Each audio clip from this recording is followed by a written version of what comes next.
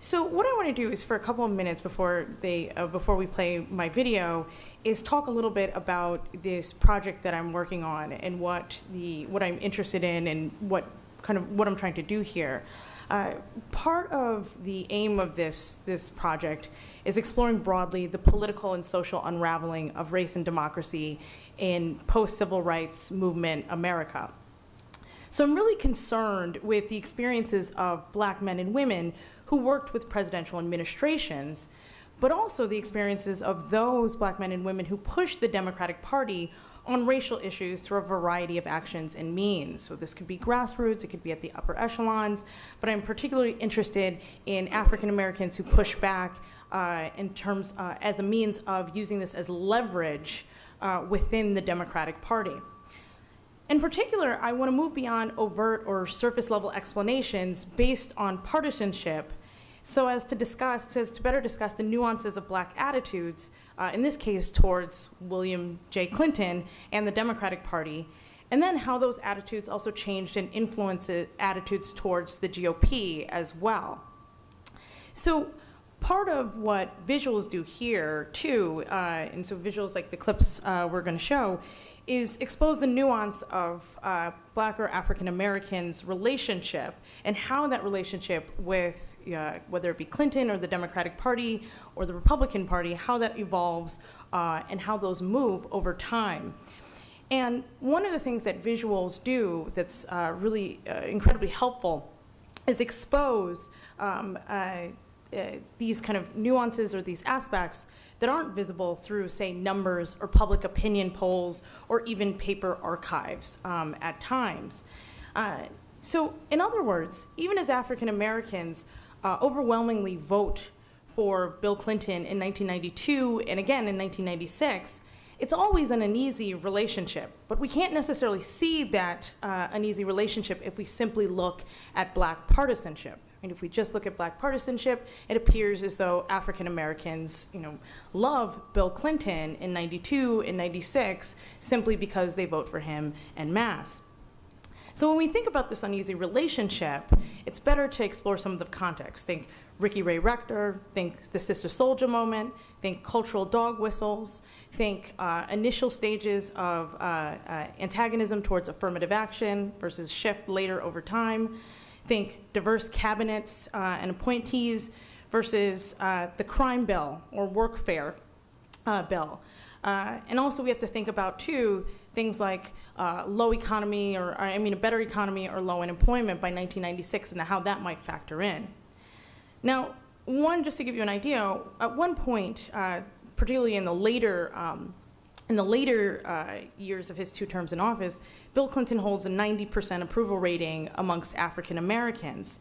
But that approval rating comes with caveats, including complaints by African Americans, leaders, and people, everyday people, of being ignored and or pandered to.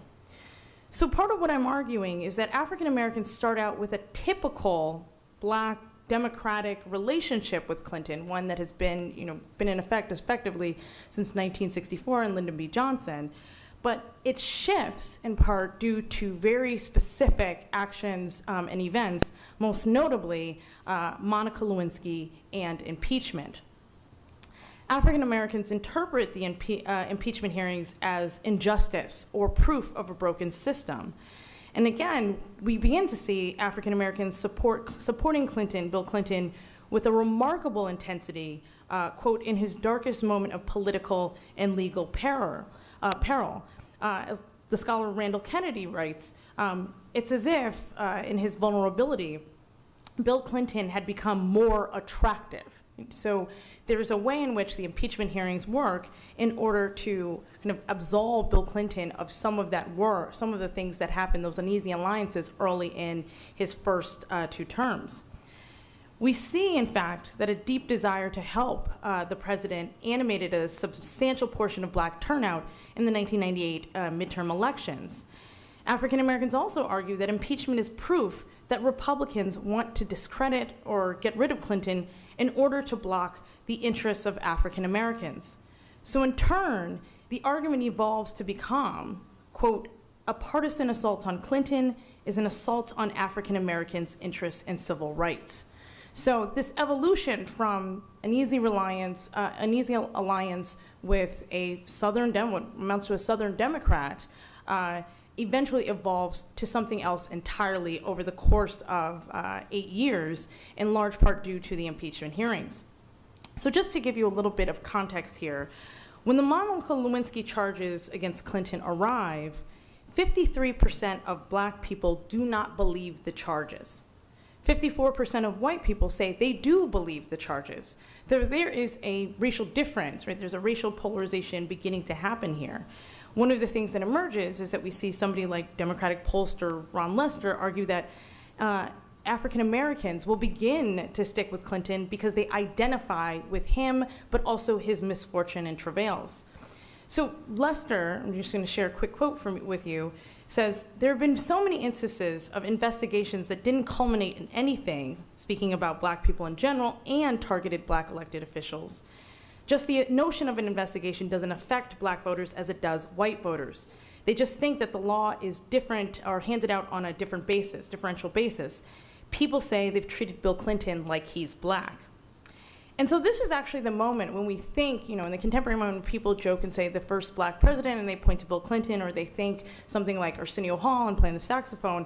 Actually, the moment that the idea of the first black president emerges directly out of the Clinton impeachment hearings.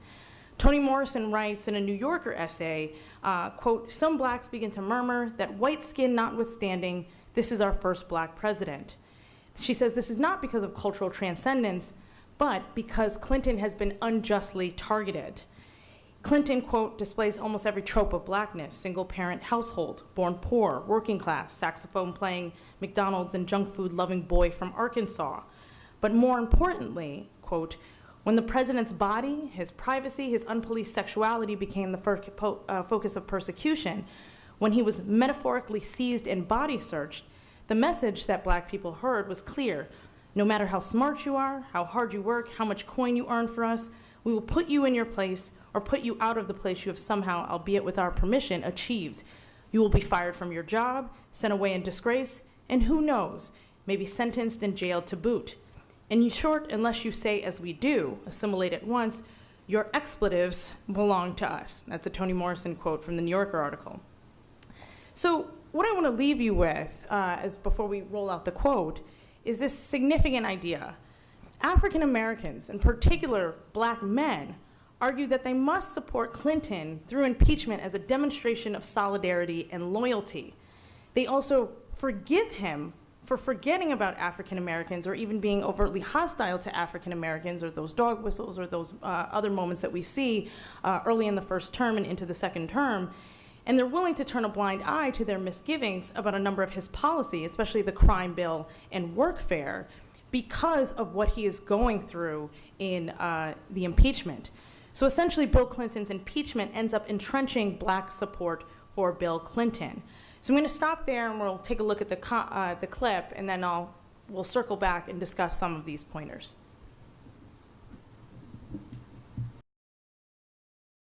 When do you estimate your party will both nominate and elect an Afro-American and female ticket to the presidency of the United States? Governor Clinton, why don't you answer that first? Well, I don't have any idea, but I hope it will happen sometime in my lifetime. What the public perception is about a particular campaign strategy that the Clinton campaign has adopted. All right, going back to January, Jesse Jackson orchestrated when Ricky Ray Rector was scheduled, a black convict was scheduled to be executed in Arkansas. Jesse Jackson orchestrated a campaign to try to get Bill Clinton to stay the execution. It became front page news. It was all over television. Bill Clinton did not, so he was executed. And in the process, Bill Clinton was seen publicly in terms of perception as pushing Jesse Jackson away. And at the same time, he accomplished two other goals. He looked like he was strong on crime. And thirdly, Bill Clinton, in effect, persuasively to the Reagan Democrats, indicated he was a different sort of Democrat by the way he behaved. The next Democratic nominee for the President of the United States of America, Governor Bill Clinton from Arkansas. Hope, Arkansas. You had a rap singer here last night named Sister Soldier. I defend her right to express herself through music. But her comments before and after Los Angeles were filled with the kind of hatred that you do not honor today and tonight. Just listen to this, what she said. She told the Washington Post about a month ago, and I quote, "If black people kill black people every day, why not have a week and kill white people? So you're a gang member and you normally kill somebody? Why not kill a white person?"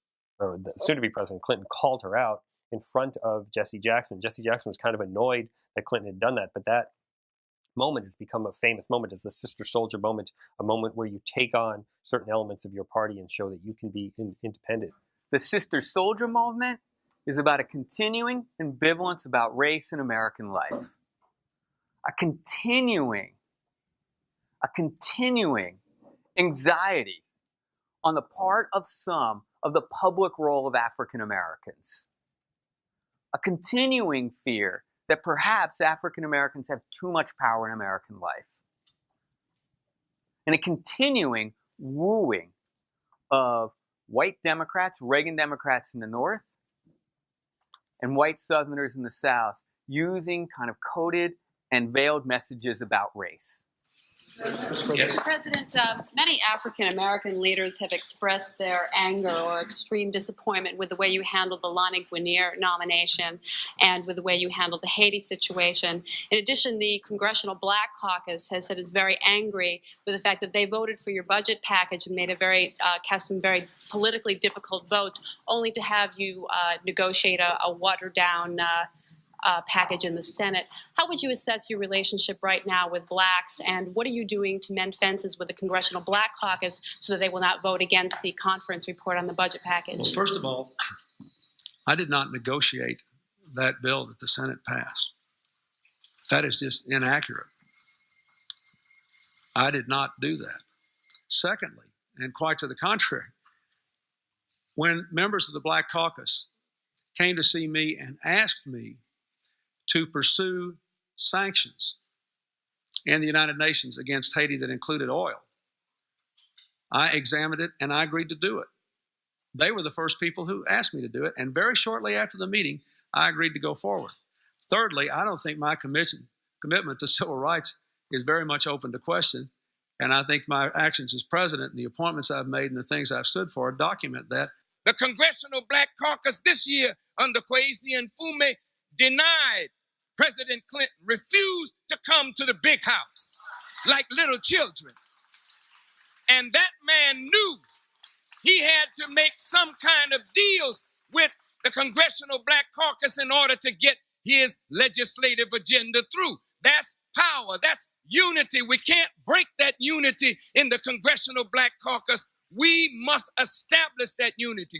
We need to look back on this time and say, in this time of change, when so much was threatened and so much was promised, we beat back the threats and we seized the promise. We revived the American dream. We did right for the people who sent us here. We honored the deepest traditions of America, and we gave our children and the children of the world a better future. Thank you all, and God bless you.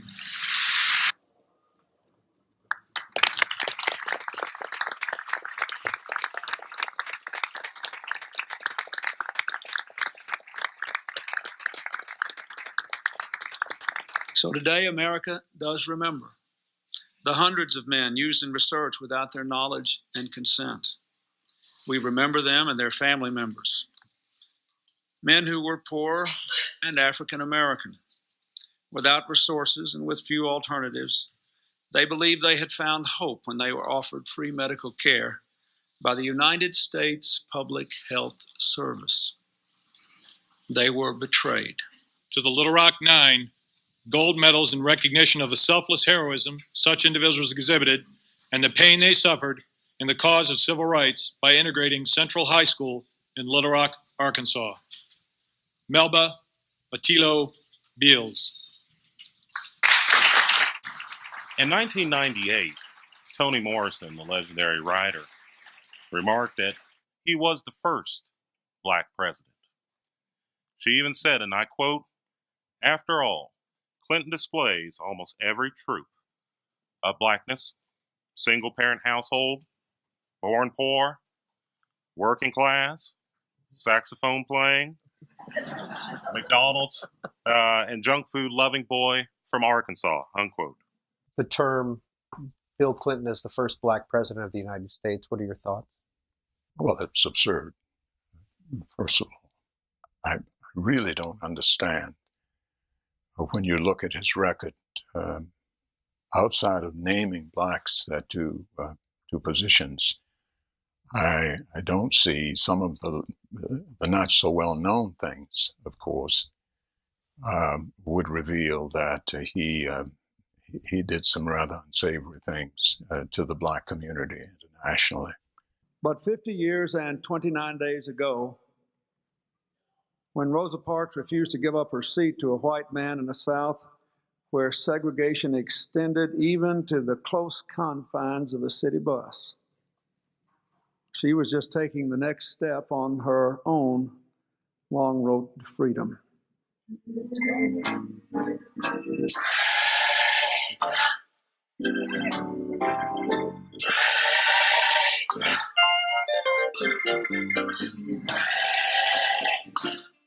And you can really see the contrast between a couple of things. The contrast between the early years African American support. We saw that in the clip where Farrakhan is speaking, and the audience members are standing up and cheering and clapping, and the Congressional Black Caucus is extremely upset. And then the later years where the Congressional Black Caucus is embracing him. We also see the evolution of Bill Clinton style, both in policy, but also, more importantly, in rhetoric as well, in terms of symbolic gestures towards the later year of his presidency. And then the last point that I want to really make here is that all of this does an incredible amount of work, particularly around issues of impeachment, to alienate African Americans away from the Republican Party, because they equate impeachment with an attack on civil rights. And Bill Clinton is incredibly savvy at making the connection and pushing this idea that an attack on him is an attack on civil rights and on a civil rights agenda. So we see things like, a report that says there are whispers amongst African Americans that the impeachment fervor would not be as great if the president had not placed racial injustice on the national agenda, and if he had not appointed African Americans to national cabinet positions that they had never been appointed to before.